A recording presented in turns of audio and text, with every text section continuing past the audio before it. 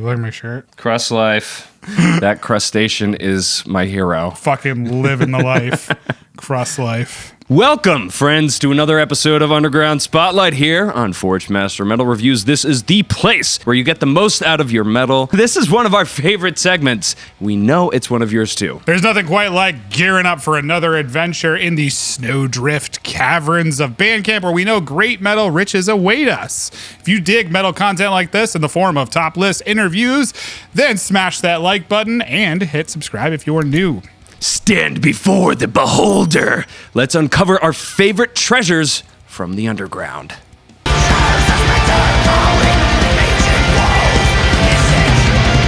Stormkeep, Tales of Othertime, released 19 November on Van Records. Stormkeep are back with their second album, looking to keep the true and cult vibes alive in mixing metal with dungeon synth. Where their last album, I feel like, hit a few slumps with some needless breaks in the material, Tales of Othertime absolutely fucking destroys and keeps up the pace like a galloping Hellion horse throughout the winter landscape of this record. The album has a ton of theatrics and drama, which purposely climax into massive musical sections that just keep you going back for more. The album's paced perfectly, and the album totally entranced me and put me back to being a kid and just discovering the joys of bands like Mythotin and Dimmu's Stormblast. Easily one of the bests of the year for black metal, and more people need to be talking about it. 4.6 out of 5 Frozen Castles.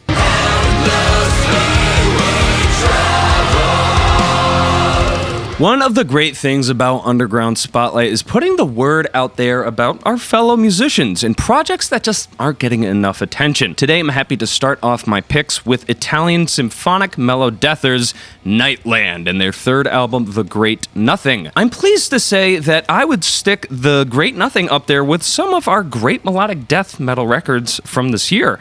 I'm a big classical music fan, so symphonic metal is really either hit or miss for me. Nightland, however, does a great job allowing the music to come from the metal side first before introducing the contrast of the more illustrious symphonic elements. Overall, Nightland does a great job of finding their own sound while sticking with what works.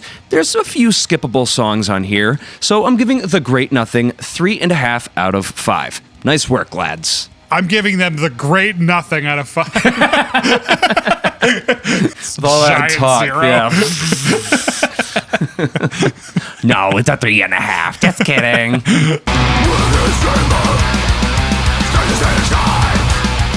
Abscession, Rot of Ages, released 19 November on Transcending Obscurity Records. Everyone who watches our channel knows that we have a huge soft spot for Swedish-style death metal. Mine's right here. I don't know where yours is. All over. Yeah, definitely all over. Boop. And Abscession made something truly special here in that genre. Pulling a carcass on the wordplay and playing on Keep On Rotting in the Free World. Their take on Rock of Ages, we've got Rot of Ages. Pulling out all the stops, though, on the old school death metal sounds that make this album special to sit with over and over. I fucking loved this album. It's a lot more fleshed out, though, compared to their 2015 release Grave Offerings. I had a ton of fun with this album. Rat King Crawl is face-destroying, and the entire band does a killer job with pacing and performance all over this record. I did notice a couple trouble spots, though, with the drummer seeming to fall out of time a little bit, but hey, sloppy performances sometimes fits the genre, and with this case, it definitely doesn't kill the vibe. I love this record. 4 out of 5 Rotting Farmhands.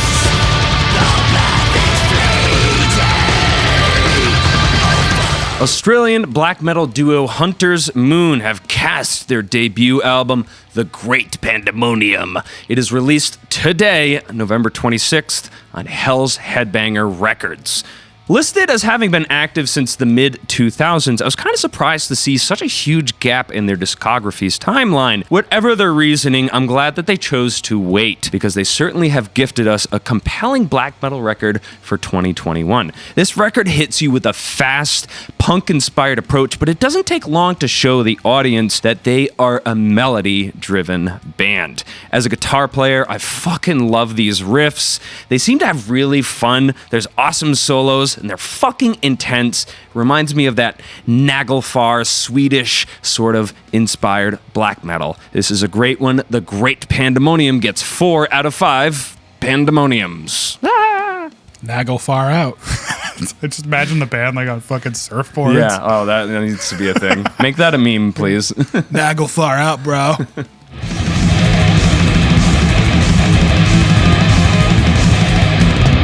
Hyperdontia, Hideous Entity, released November 12th on Dark Descent Records. I took a total shot in the dark risk on this album based on the badass album art, and holy shit, I am glad I did. Folks, don't skip on your album artwork. It'll make sure the people check you out.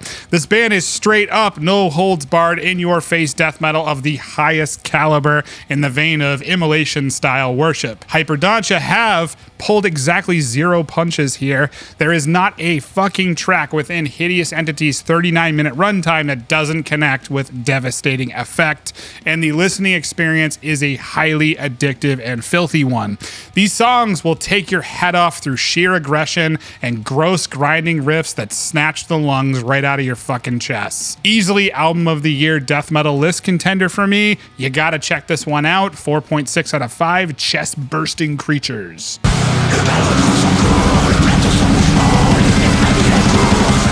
Voidhanger Records is a label that we really appreciate here. Their roster is totally stacked with some of the most hidden gems in extreme metal.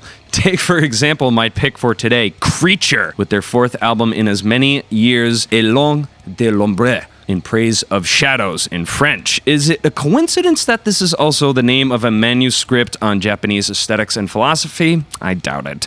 Listening to this record feels like you are sitting through a philosophy course within the 52-minute time frame. There are twists and turns that totally shred your concept of what you think you know about reality, or in this case, black metal. Now, I've been exposed to bands like this for a long time, so I kind of have a certain expectation.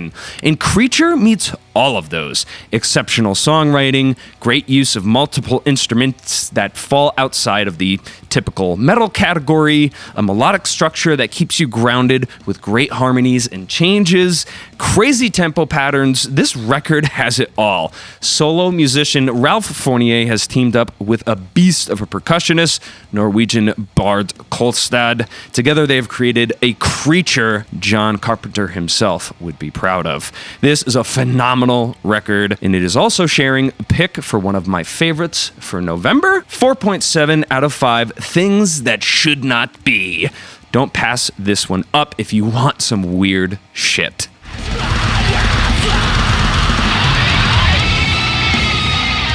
Bestial Tongues split with Blemish, released 31 October on Independent. Our bud over at Paragene's Reviews put out another fucking release in 2021 that was honestly even better than their debut EP, which was already very strong. This is in-your-face, straight-up grinding brutality of the finest class, reminiscent of bands like Nails, Full of Hell, and Horrendous. It's a short listen, but we've spun it many times over here at the Forgemaster camp, and these guys have something truly special that they could easily carve out a niche in that grind scene. Check this one out if you like your metal especially filthy, grimy, and gross, as well as relentlessly fucking brutal. Great job, guys. 4.2 out of 5 Vomiting Angels. And what were your favorite picks from Bandcamp? Be sure to leave some links down below in the comment, and if you haven't yet, kill that like button and subscribe if you are new. Go with the gods, Forgemasters. Watch for the hunters who lurk in the night. See you guys next time.